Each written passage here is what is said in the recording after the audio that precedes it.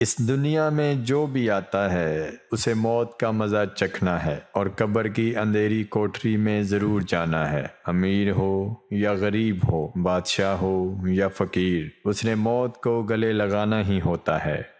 چھوٹی چیزوں میں خوش ہونا سیکھیے، بڑی چیزیں خود ہی آپ کا مقدر ہو جائیں گی۔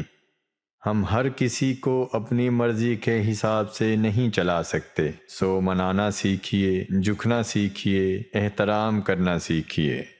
ہاتھ سے کپڑے دھونا ڈپریشن دور کرتا ہے۔ حضرت علی نے فرمایا، کپڑوں کا دھونا رنج و غم اور خزن و ملال کو دور کرتا ہے۔ یہ بھی ایک تلخ حقیقت ہے کہ خالص محبتیں صرف میت کو میسر ہیں۔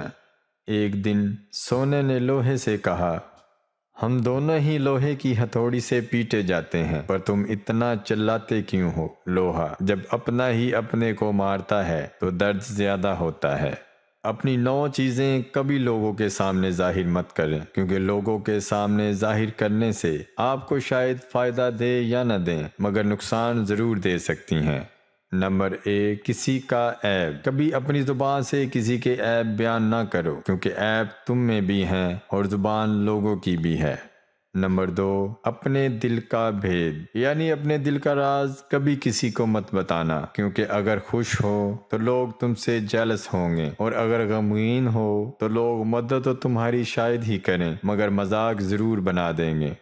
نمبر 3، اپنی کمائی۔ آپ کیا کماتے ہو؟ آپ کی جیب بھری ہوئی ہے یا خالی ہے؟ یہ سب باتیں صرف اور صرف آپ خود ہی جانتے ہو، کیونکہ اگر آپ سب کو بتائیں گے کہ آپ کتنا کماتے ہیں تو لوگ اپنی ضروریات کو سامنے رکھتے ہوئے آپ کے پاس آئیں گے۔ اگر تو آپ نے ان کی مدد کر دی تو بہت اچھا، ورنہ رشتہ ختم ہی سمجھیں۔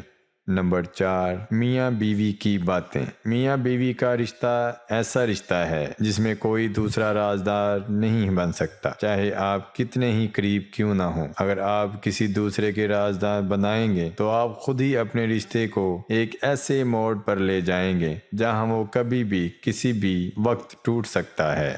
نمبر 5، امانت کی بات۔ اگر کوئی آپ کا اپنا ہو یا چاہے کوئی غیر ہو اور اس کا کوئی راز یا کوئی بھی بات آپ تک پہنچ جائے تو بجائے اس کے کہ سب کے سامنے اسے بیان کیا جائے، بلکہ ایسے اس کا پردہ کریں اور اس کی حفاظت کریں جیسے اپنے راز کی کرتے ہیں۔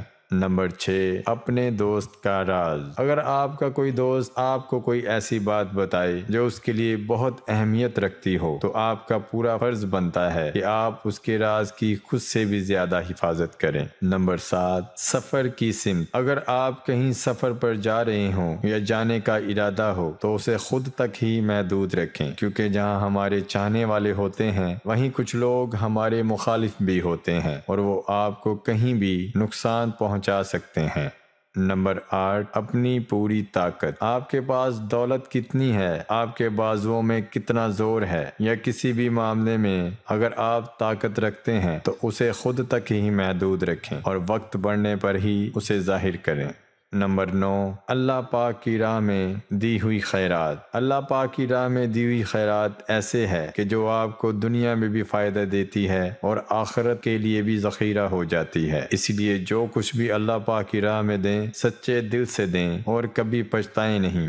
2 آدمی قبرستان میں بیٹھے تھے، ایک اپنے دولت مند باپ کی قبر پر اور دوسرا اپنے درویش باپ کی قبر پر۔ امیر زادے نے درویش لڑکے کو طعنہ دیا کہ میرے باپ کی قبر کا صندوق پتھر کا ہے، اس کا کتبہ رنگین اور فرش سنگ مرمر کا ہے اور فیروزے کی اینٹ اس میں جڑی ہوئی ہے، اس کے مقابلے میں تیرے باپ کی قبر کیسی خستہ حال ہے کہ 2 مٹھی مٹی اس پر پڑی ہوئی ہے اور 2 اینٹیں اس پر رکھی ہوئی ہیں۔ درویش زادے نے جواب دیا، یہ درست ہے، لیکن یہ بھی تو سوچو کہ قیامت کے دن جب مردے قبروں سے اٹھائے جائیں گے اس سے پہلے کہ تیرا باپ باری پتھروں کے نیچے جنبش کرے، میرا باپ بہشت میں پہنچا ہوگا۔